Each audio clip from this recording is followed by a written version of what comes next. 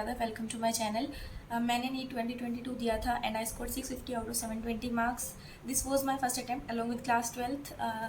तो इस वीडियो में मैं आपके साथ शेयर करूंगी कि मैंने मेरी क्लास 12th की बोर्ड्स कैसे मैनेज किए थे नीट की प्रिपरेशन के साथ।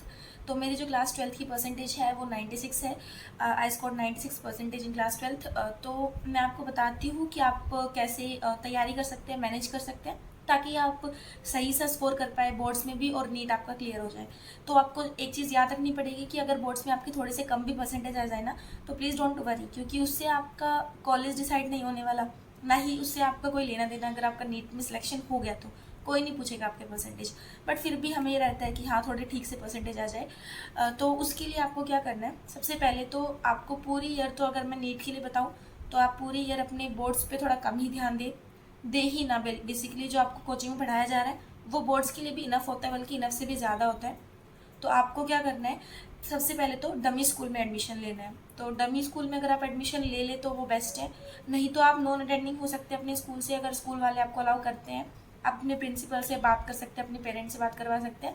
अगर वो आपको नॉन अटेंडिंग अलाउ कर देते हैं तो आप उसी स्कूल में रह सकते हैं और स्कूल ना जाने के लिए अलाउ कर देते हैं, वरना आप डमी में एडमिशन ले लीजिए। क्योंकि आप कोचिंग, स्कूल एंड आपकी सेल्फ स्टडी मैनेज नहीं कर पाएंगे और आपका बहुत ज़्यादा टाइम वेस्ट हो जाएगा।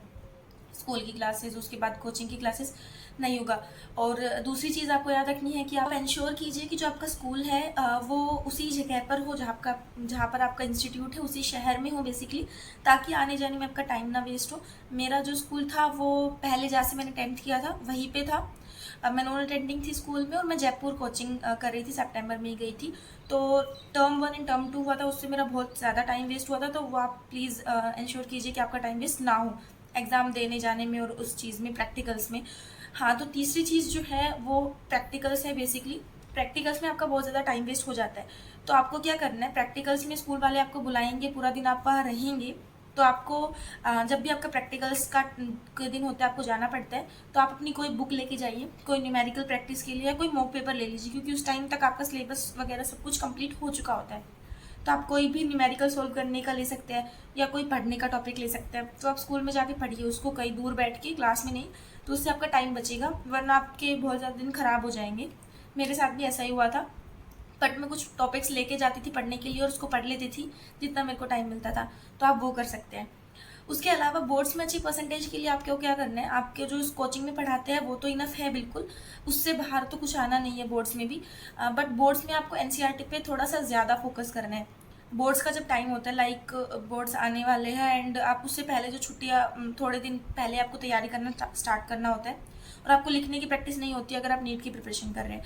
तो आपको क्या करना है, जो उसकी एनसीईआरटी है उसको तो रीड कर लीजिए अच्छे से, बार बार उसको रीड कर लीजिए बोर्ड्स के टाइम पे।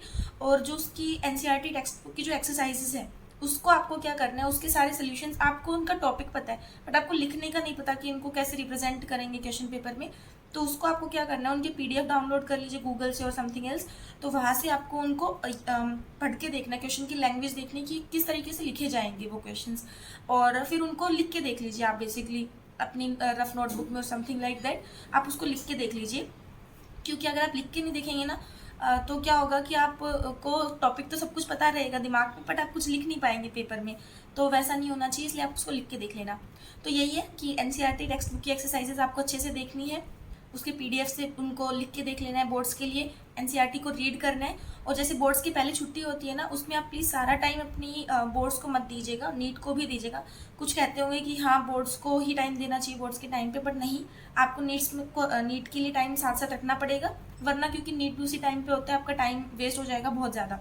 तो आपको क्या करना है, टाइम डिवाइड करना है। लाइक 5 डेज़ की हॉलीडे है, फिजिक्स का पेपर है, तो आपको बायो भी पढ़ते रहना है, ये नहीं ओनली फिजिक्स आप पढ़ रहे हैं। और आप उसमें क्या करिए, आपके जो भी चैप्टर्स आ रहे हैं, फुल सिलेबस आता है बाद में, तो एनसीईआरटी भी पढ़िए और आपके नोट्स भी पढ़ लीजिए कोचिंग वाले। तो आपके नीट के लिए भी वो तैयार हो जाएगा और आपके बोर्ड्स के लिए भी। तो यही है बेसिकली, मैंने इन चीज़ों को फॉलो किया था और इसकी वजह से मेरे 96 परसेंटेज आ गए थे।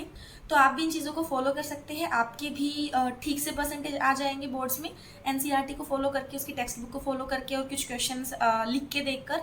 तो और नीट के लिए तो आपको कोचिंग का अपना फॉलो करना ही है, टाइम वेस्ट नहीं करना है, डमी स्कूल में एडमिशन ले लीजिए। और प्लीज़ स्टार्टिंग से ही थोड़ा सा आप मैनेज करते हुए चलिए। 11th से ही अगर आप डब्ल्यू में ले सकते हैं तो ठीक है, वरना 12th में तो पक्का ले लीजिएगा। Thank you so much.